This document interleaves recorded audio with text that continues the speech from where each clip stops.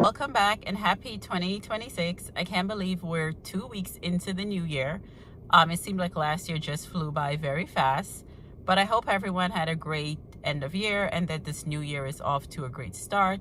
I know we are in some very tough and challenging times, but we just have to get by the best way that we can. I'm actually on campus today taking advantage of the quiet time.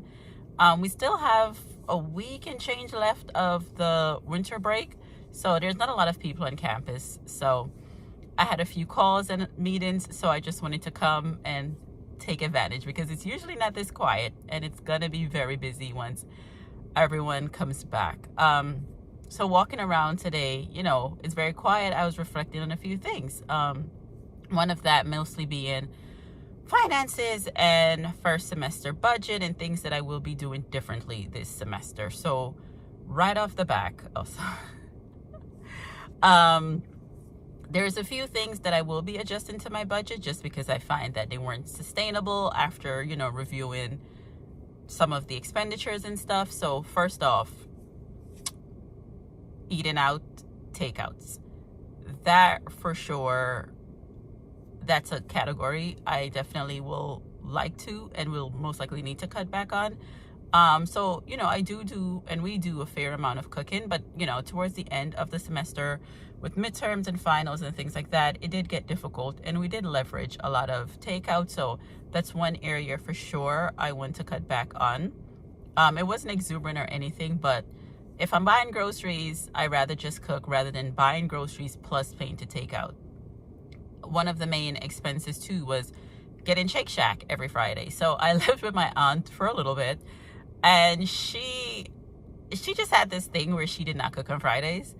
Like, she was very serious about it. She did not cook on Fridays. She doesn't want to hear you asking or anything about food. She literally every Friday was like, here's some money, figure out what you want, whether it's McDonald's, Chinese food. This was 20 years ago or so. So, you could have gotten things more affordable.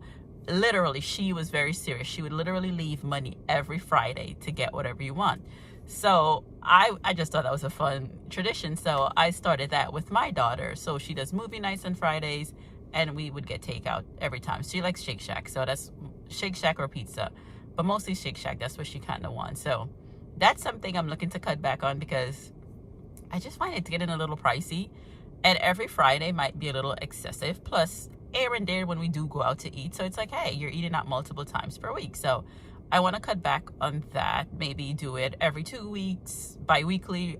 So that's one of the main areas I want to. So I'll just have to incorporate some more cooking and meal planning, which I do, as I mentioned. And spending, food is not really a big thing for me in terms of like, it's necessary, so that's not something I'm like, okay, I'm looking to cut this significantly, but just be mindful because these fees do add up.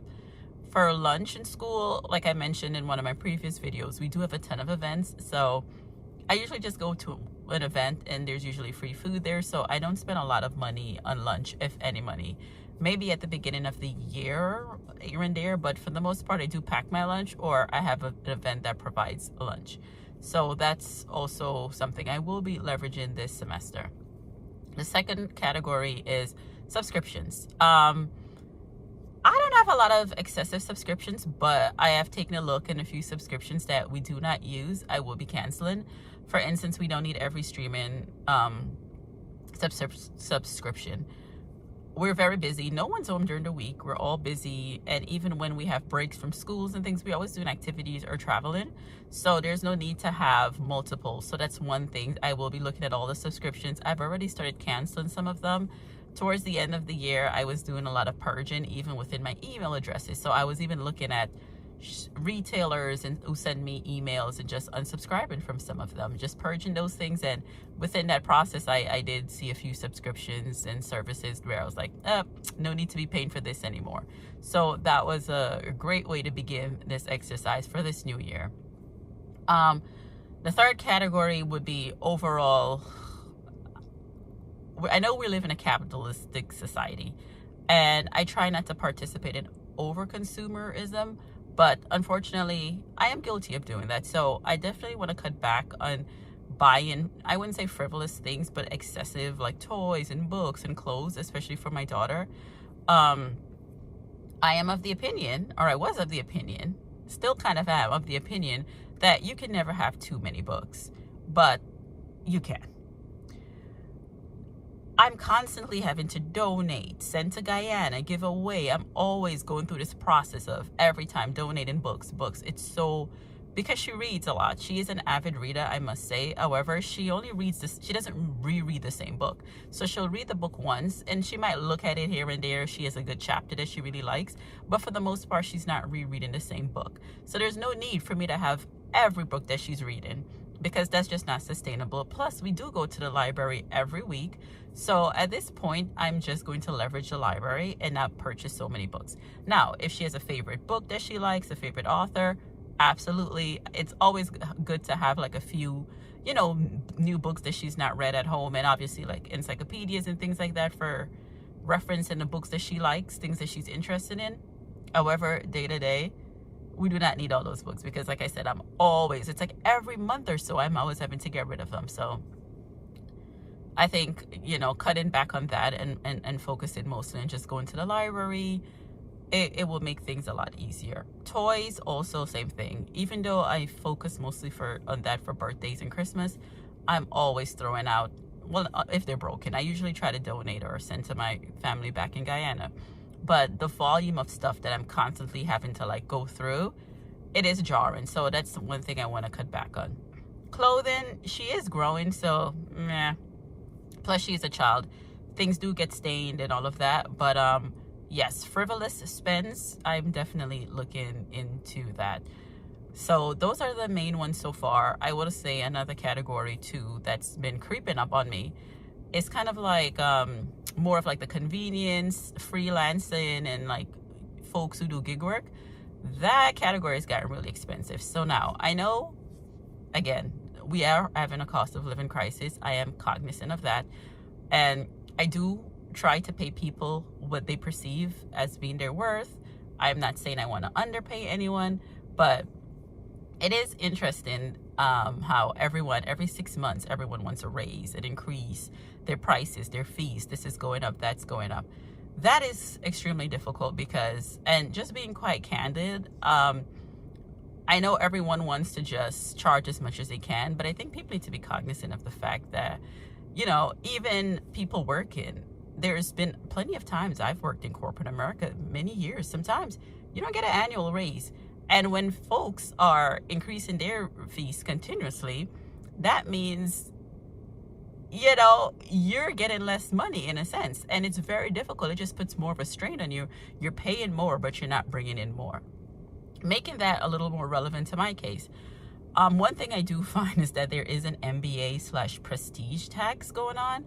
I think as soon as you mention to people that you're getting your MBA or that you're at Columbia, they assume you're making Wall Street money already. They're thinking future earnings, they're thinking network, and they want an increase or they jack up the price for services and stuff.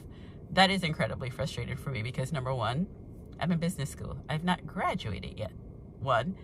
Two, I think people need to realize gig work is gig work. It's not a full-time opportunity or freelancing.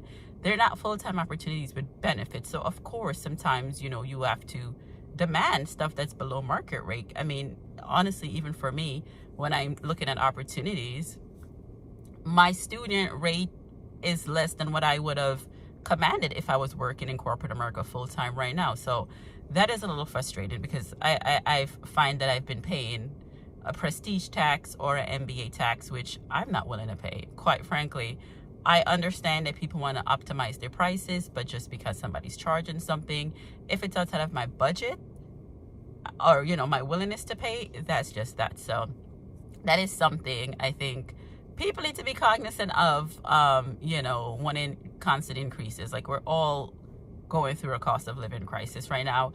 And again, I'm getting my MBA. I've not received it yet. So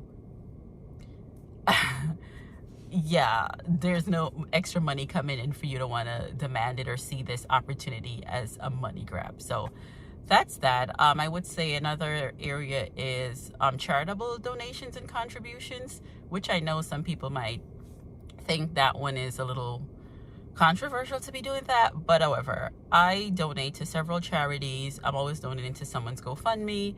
And that's just not sustainable because I'm not replenishing these funds. I do have a lot of responsibilities being on junior boards where I have fundraising obligations. And if I do not meet these obligations, I have to make personal donations. I have all my schools. I love to give back to those efforts, but it's just not sustainable right now. I mean, we're 2 weeks, into the new year, and my alma mater is already giving me a call.